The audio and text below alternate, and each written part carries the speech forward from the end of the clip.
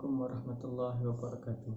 Dalam video ini saya akan membincangkan tentang tajuk yang sangat menarik dan berkait rapat juga dengan kehidupan moden masyarakat Islam pada masa kini, iaitu tentang pemikiran saintifik Islam. Sebelum kita pergi dengan lebih mendalam, saya akan menjelaskan beberapa perkara terlebih dahulu berkaitan dengan tajuk ini. Yang pertama sekali, seperti yang kita ketahui, ialah akal merupakan bahagian penting dalam kehidupan manusia, sehingga Islam sendiri telah mengkategorikan akal sebagai salah satu perkara yang wajib dipelihara dalam maqasid syariah itu sendiri. Jadi, dalam epistemologi Islam, akal merupakan sumber pengetahuan kedua selepas Al-Quran dan As-Sunnah. Al-Quran juga mengiktiraf kepentingan dan keperluan penjagaan akal itu sendiri. Jadi di sini saya ingin menyelitkan sedikit ringkasan yang di mana dalam Al-Quran juga telah tertulis tentang fenomena siang dan malam dan juga merupakan salah satu tanda-tanda kebesaran Allah. Sebagai contoh dalam surah Al-Furqan ayat ke-62 yang bermaksud dan dia menjadikan malam dan siang itu persilih ganti bagi orang yang ingin mengambil pelajaran atau yang ingin bersyukur. Jadi di sini kita dapat melihat apa yang terkandung dalam Al-Quran itu adalah benar. Dan jika dikaitkan dengan kajian saintifik, kita akan mengetahui dengan lebih jelas tentang kaitan proses, faktor, kesan dan manfaat secara Islamik dan saintifik jika dikaitkan bersama. Seterusnya, saya juga akan menjelaskan beberapa tentang pemikiran saintifik. Dan secara ringkasnya, pemikiran saintifik ini lebih tertumpu kepada strategik dan mekanisme cara berfikir seseorang yang dapat diaplikasikan dalam kaedah saintifik itu sendiri. Jadi, matlamat pemikiran saintifik ini adalah untuk mendapatkan ilmu pengetahuan. Kaedah saintifik juga merupakan elemen pemikiran yang diterapkan dalam penyelidikan sains dan juga menjelaskan tentang sesuatu fenomena yang dapat dicerap ataupun dapat dilihat oleh panca indera manusia. Kaedah ini juga bergantung kepada logik pemikiran akal manusia yang berdasarkan fakta yang masuk akal menurut perspektif pemikiran manusia itu sendiri. Seterusnya, apabila kita dikaitkan antara pemikiran logik dan pemikiran Islam, ada pihak yang menerima kaitan ini, juga ada pihak yang juga menolak antara kaitan ini dengan hujah-hujah yang tertentu. Antara ulama ataupun tokoh-tokoh yang menolak penggunaan pemikiran logik dalam agama kerana aplikasi ini akan menyebabkan pertentangan dalam konsep agama dan sains.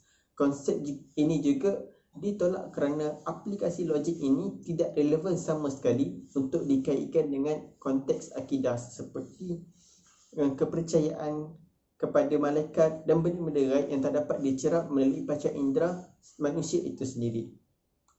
Namun pun begitu, masih ada tokoh-tokoh Islam yang menerima konsep pemikiran logik dalam pemikiran Islam itu sendiri. Elemen pemikiran logik ini dianggap cara yang praktikal dan realistik dalam pemikiran fiqh bagi mengukuhkan instrumen tafaqquh. Jadi pemikiran logik ini diperlukan bagi mengukuhkan lagi fahaman terhadap sesuatu perkara di dalam agama itu sendiri. Dalam mendalami konsep pemikiran saintifik Islam ini dengan lebih terperinci, pemikiran saintifik Islam memberikan kelebihan dan memberikan pendekatan pemikiran logik dalam pemikiran fiqh. Hal ini kerana konsep yang membenarkan seseorang itu membuat pencarian dan formulasi idea-idea supaya dapat dibentuk berasaskan isu-isu yang pelbagai dan semasa. Proses ini juga dapat membentuk mentaliti dan kaedah pemikiran yang mengutamakan kebebasan dan intelek dan membentuk toleransi fiqh itu sendiri. Jadi, pemikiran logik memerlukan kemahiran dan pemikiran yang sangat kritis dan kreativiti. Jadi, kedua-dua kemahiran ini penting dalam memperoleh kebolehpercayaan teori berdasarkan logik-logik akal. Pemikiran kritis juga dalam pemikiran Islam dapat merujuk kepada kaedah pemikiran yang berkait secara langsung dengan objektif syariah Islam. Pemikiran ini juga memberi kesan yang sangat jelas terhadap pemahaman dan pembangunan syariah sebagai bidang ilmu yang dinamik. Jadi di sini saya menjelaskan secara ringkas tentang Ciri-ciri pemikiran saintifik Islam. Yang pertama, pemikiran saintifik Islam berdasarkan dan berpandukan prinsip wahyu dan disertakan dengan nilai-nilai akhlak dan nilai murni. Yang kedua, kaedah pemikiran ini berkait secara langsung dengan maqasid syariah.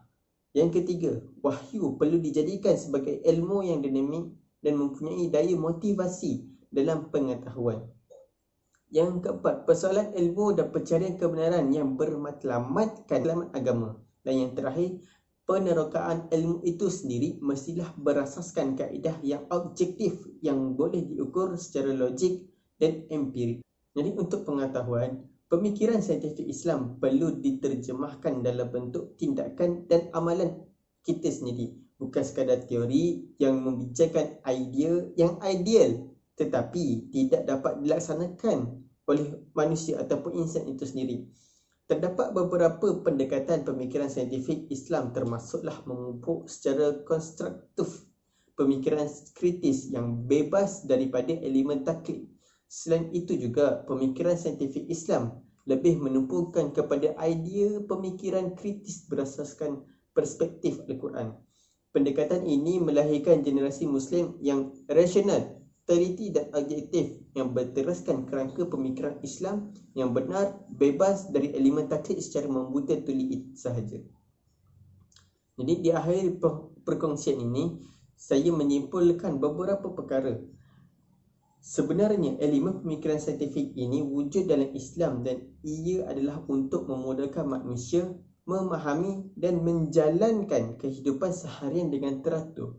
Islam tidak menghalang umatnya untuk berfikir secara saintifik asalkan tidak bercanggah sendiri dengan agama. Setengah data sains dapat digunakan untuk memahami ayat Al-Quran dengan lebih mendalam seperti fenomena siang dan malam dan juga kejadian manusia itu sendiri daripada nutfah, alaqah dan seterusnya. Tidak dinafikan juga bahawa penemuan sains telah menunjukkan keagungan wahyu serta ilmu dan sebagai adat berfikir tentang kewujudan Allah.